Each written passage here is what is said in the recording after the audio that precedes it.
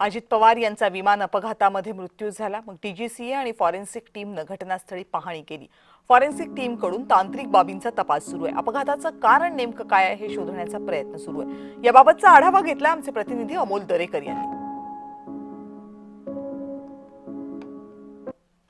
उपमुख्यमंत्री अजित पवार यांचं खरं तर विमान अपघातामध्ये दुर्दैवी मृत्यू झाला आणि याच विमानाचा जो क्रॅश झालेला आहे त्या घटनास्थळी डीजीसीए आणि फॉरेन्सिक टीम खरं तर या ठिकाणी दाखल झालेली आहे।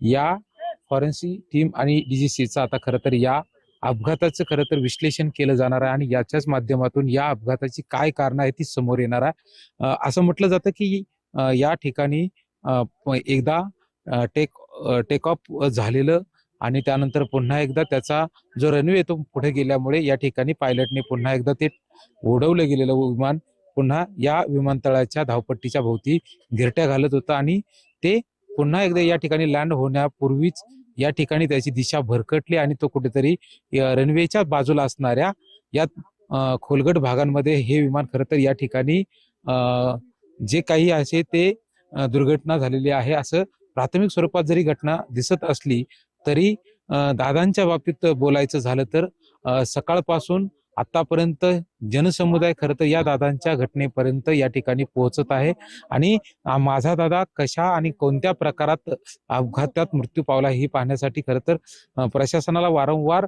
या ठिकाणी विनंती करावी लागते की जागा मोकळी करा, परंतु या ठिकाणी नागरिक किंवा कार्यकर्ते असतील ते येत नाहीये।